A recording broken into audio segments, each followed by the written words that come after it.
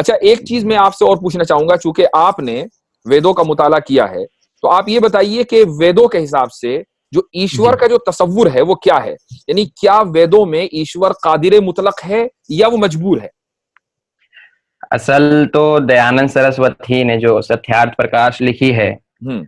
और मैंने भी अपने जवाब के अंदर उसको सामने रखा था, और कहीं आर्यों तक मैंने पहुंचाया भी था, महेंद्रपाल तक भी पहुंचाया था, मगर कोई जवाब मिला नहीं। हम्म। तो सत्यार्थ प्रकाश के सप्तम समुल्लास, मतलब सातवें समुल्लास के अंदर ईश्वर के बारे में काफी वार्ता दयानंद सरस्वती ने की है। हम्म। तो उसके अंदर एक जगह दयानंद सरस्वती ने लिखा है कि ईश्वर के अंदर इच्छा का होना संभव नहीं है। ठीक है। जी। तो वो क्यों? लोग ईश्वर के अंदर चाह नहीं मानते हैं, क्योंकि अब इसकी व्याख्या यही महेंद्रपाल आर्य करते हैं हम्म। कि जिसके अंदर चाह होगी, इच्छा होगी, तो फिर उसको अनिच्छा भी होना पड़ेगा। जैसे अगर कोई इंसान चाहेगा, हम्म। तो फिर वो उसके अंदर ये भी कुव्वत है कि वो ना भी चाहे, जिस हम्म। चीज को उन्हें चाहा है उसका मन इनकार भी कर दे। हम्म। तो इस कारण से, इस वजह से वो कहते हैं कि जो परिवर्तन होगा चाह के अंदर, वो ईश्वर नहीं हो सकता है, वो ठीक है। कोई दूसरी शय बन जाएगी, ईश्वर बाकी नहीं रहेगा। हम्म। अब खैर, ये तो आर्यों ने आज इसको मशहूर कर दिया है, जबकि इसी सप्तम समुल्लास के अंदर दयानंद सरस्वती ने एक जगह ये प्रश्न उनसे पूछा गया कि ईश्वर क्या चाहता है। तो उसके उत्तर में दयानंद सरस्वती ने कहा है कि सबकी भलाई चाहता है। तो जब ईश्वर में चाह नहीं है, तो फिर उन्होंने भलाई कैसे चाही? सही। दूसरी बात यह है कि ना चाहना भी तो एक चाहत है। जी बिल्कुल। तो जब अब आपने जब ये कहा कि ईश्वर जो है वो इसलिए नहीं चाह सकता चूंकि ना चाहना भी होगा, और ये तब्दीली है, और तब्दीली जो है वो ईश्वर को ईश्वर नहीं रहने देगी, तो इसका जी जवाब ये कि ना चाहना भी एक चाहत है।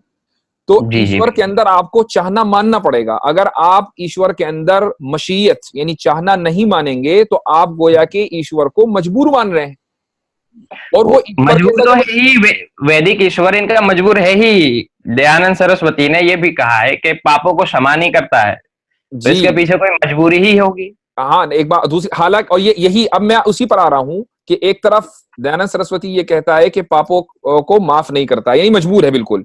जी दूसरी तरफ इनके वेदों में आप देखिए, उससे ये पता चलता है कि ईश्वर कादिर मुतलक भी है, ओमनीपोटेंट भी है।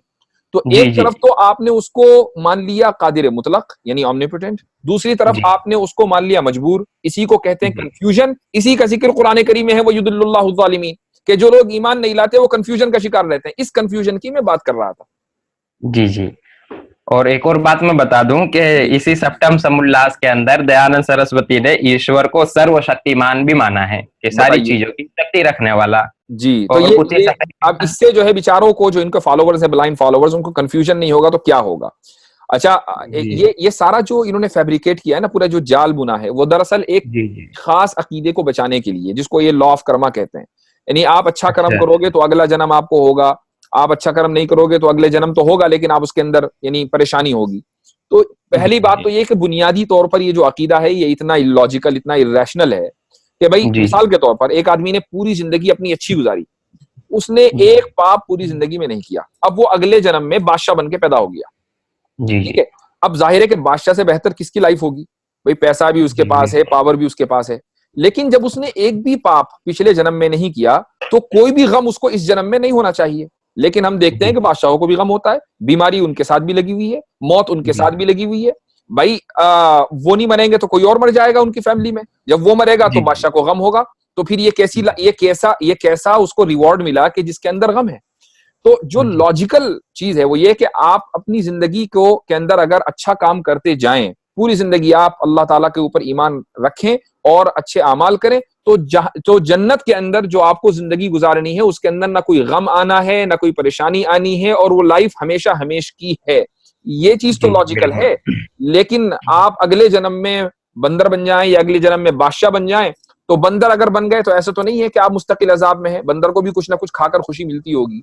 और जी इसी जी तरीके से बादशाह बन गए तो ऐसा नहीं कि आप मुकम्मल नेमतों में हैं, कुछ ना कुछ तो गम होता ही होगा। तो ये कैसी जी जजा और जी कैसी सजा है जिसके अंदर खुशी भी है और गम भी है? तो जी असल जी में ये सारा जो है, ये जो इन्होंने अपने ईश्वर को इससे उस मशीयत छीनी है और उसको मजबूर माना है, वो इस कानून को बचाने के लिए माना है। कि जब हम अगला जन्म मान रहे हैं तो हम गोया के इस दुनिया को हमेशा हमेश के लिए मान रहे हैं। जब दुनिया हमेशा हमेश होगी तो न जन्नत होगी न जहन्नम होगी। जब न जन्नत न जहन्नम तो ईश्वर को माफ करने का और बख्शने का इख्तियार नहीं होगा, और जब बख्शने का और माफ करने का इख्तियार नहीं होगा तो उससे गोया के मशीयत हमने छीन ली, वो उसको चाहने का इख्तियार ही नहीं है। तो अब जाहिर है कि माबूद तो ऐसा नहीं होता। बिल्कुल। यहाँ एक और बात मैं बता दूं जी कि इनके इस अकीदे के मुताबिक महेंद्रपाल आर्य अगले जन्म में सुअर ही बन के यकीनन पैदा होने वाले हैं। वैसे उन्हीं के अल्फाज हैं। अच्छा, उन्हीं के अल्फाज हैं। चलिए, बहुत अच्छी बात। इसे वाजे तो नहीं किया है मगर सुनने से ये मालूम होता है, क्योंकि गाय को काटने वाला इनके यहाँ पे अगले जन्म में सुअर बनता है। हाँ, इन्होंने 15 साल गाय काटी होगी। जी, खुद इकरार किया है वीडियो के अंदर, उन्होंने खुद कहा है कि मैंने ना जाने कितनी गाय काटा हूँ। हाँ, और सजा भी बख्शने का इनके यहाँ कुछ चक्कर है नहीं। जी, तो अगले जन्म में जी अगले जन्म में इनको सुअर ही बनना है। ये तो बड़ा मसला हो गया महेंद्रपाल के लिए। चलिए खैर, अच्छा हुआ आपने इंकिशाफ किया।